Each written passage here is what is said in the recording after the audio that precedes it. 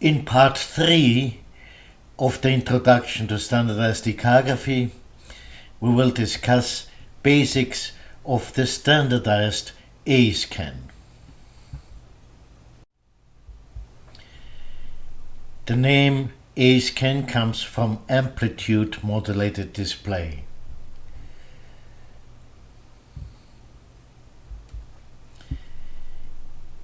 The advantages of A-scan are it's easier to perform because of software, quantitative evaluations are possible, much needed information for tissue diagnosis, only few artifacts, and precise measurements along the sound beam. This all is crowned by the fact that about 80% of all the ultrasonic diagnostic information we can extract from echograms are coming from the standardized A-scan. There are disadvantages. It's one-dimensional and therefore an unattractive display. It's difficult to understand, one has to learn it, unfit to measure across the sound beam.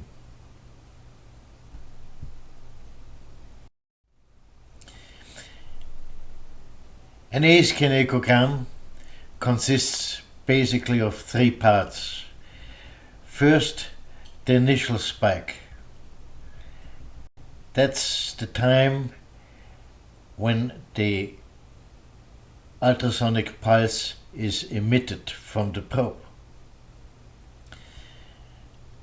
Then a baseline representing here a normal clear vitreous cavity, and then echo spikes here from an intraocular tumor, from a melanoma, and from the orbit.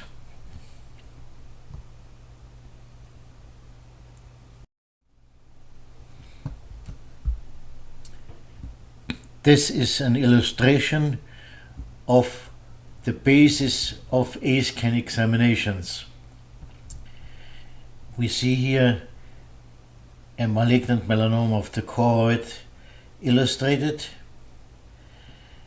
and we start out with the probe placed on the conjunctiva, aiming perpendicularly at the sclera. Then we shift the probe so that the beam goes as far posterior in the eye as possible, beyond the posterior pole.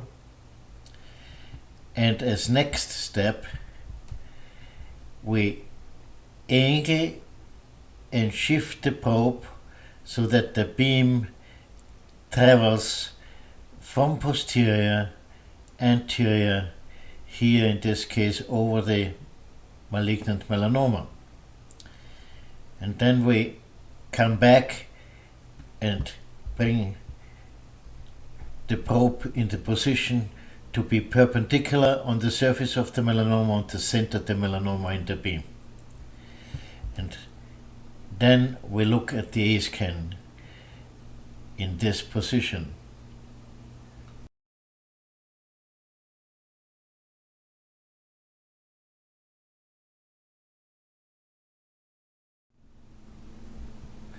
Let us look at the echo spikes and their anatomical parts. We look here at the surface signal, the surface spike of the retina on top of the melanoma.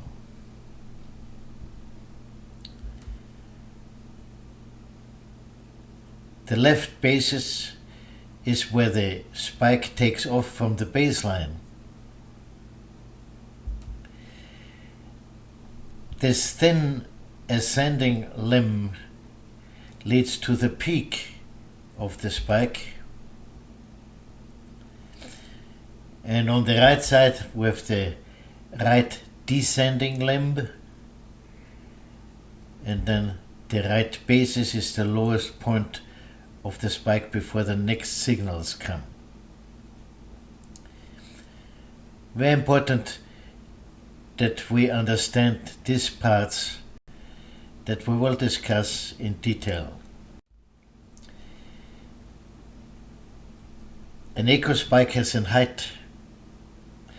Here the height of a single spike, again the surface signal of the retina on top of the melanoma. It is the shortest vertical distance between peak and baseline. The shortest vertical distance is the height of this single spike. Now the height of the echogram is different. It's given by the baseline to the highest peaks in the echogram, including the initial spike. And the height of the echo spike, here the surface spike of the melanoma, will be given as a percentage of the display height.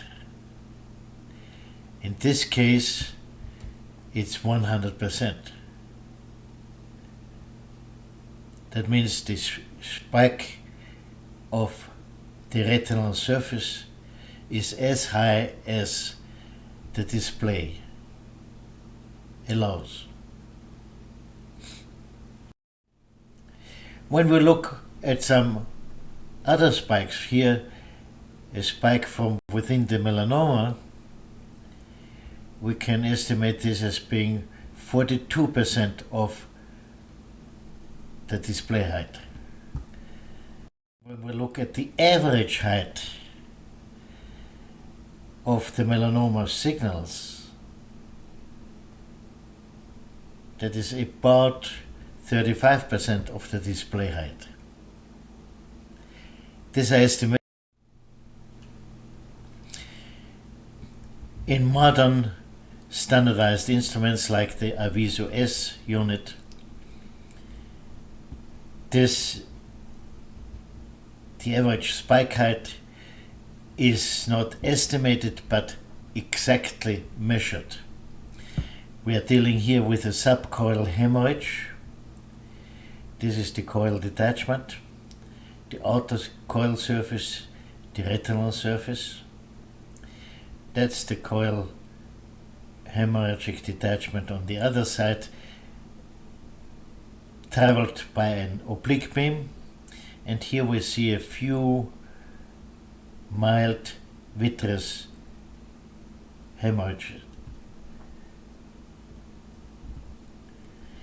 By placing the digital gates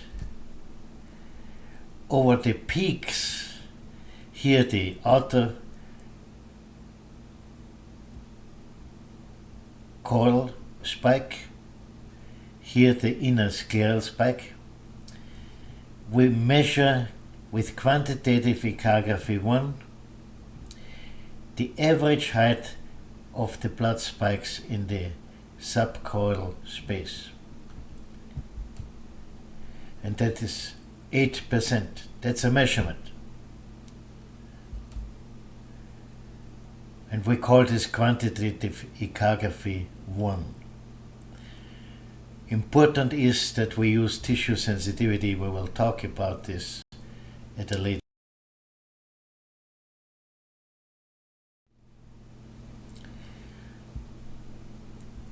Now here we have the retinal spike over the tumor, and we look now at the length of this single spike. The length is the distance between the peak, and it's the shortest vertical distance between the peak and the lower base, in this case the baseline. So in this case the height and length of the retinal spike are identical.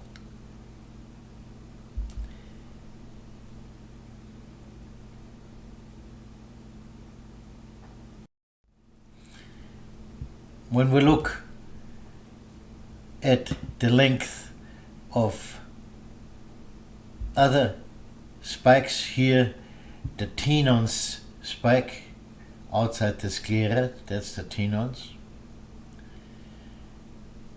Then it is the shortest vertical distance between the peak and the lower base, in this case the right base of the spike. And we see that this is a rather short spike, whereas the height is the same as the spike. The width of a spike, of a single spike, is the shortest horizontal distance between the left and right bases of the spike. So here for the retina, the width is given by the shortest distance between the left base, that's on the baseline, and the right base. And here, when we look at the tenons spike, we see that this spike is a little bit wider than the retinal spike.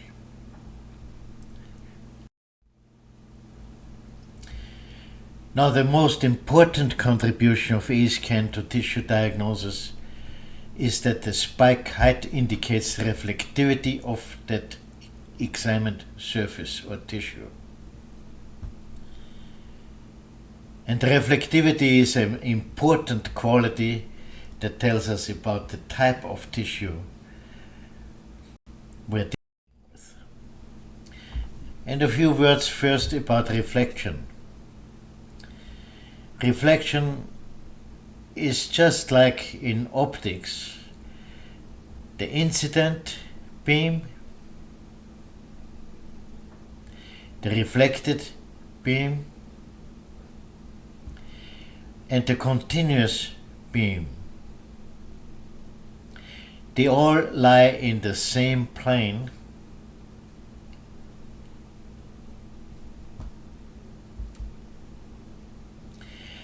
and the angle of incidence, the angle between a perpendicular to the interface and the incoming incident beam, that's the angle of incidence, is equal to the angle of reflection. That is the angle between the perpendicular on the interface and the reflected sound beam. So these angles are not between the beams and the interface, but between the beams and a perpendicular to the interface. And now we come to the point of what is reflectivity. The physical definition of reflectivity is simple. It's the ratio between the reflected energy and the incident energy. The unfortunate thing is we cannot measure the incident energy, nor can we measure the reflected energy. So this physical definition of reflectivity is totally worthless for our purposes. Therefore, we use a reflectivity definition from the echographic clinical standpoint. What is it? We already alluded to this. It's the maximum or average height of the echo spikes as a percentage of the display height.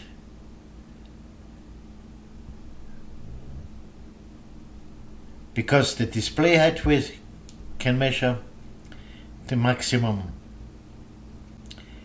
signal or average signal height as a percentage of the display height we can measure with quantitative echography 1. So we can determine the reflectivity of these interfaces. But they all have to be evaluated at tissue sensitivity, a very important point. And as I mentioned, we will discuss this in detail later. Yes, the spike height determines the reflectivity. But, and there's a huge but, the spike height depends on the probe and on several instrument parameters that give us the reception and the signal processing of the echo signals, and settings of the instrument sensitivity, and it also depends on the examination technique. Once all this is optimized and standardized, and that's the point of standardized echography, then the spike height tells us about the reflectivity of the surfaces evaluated.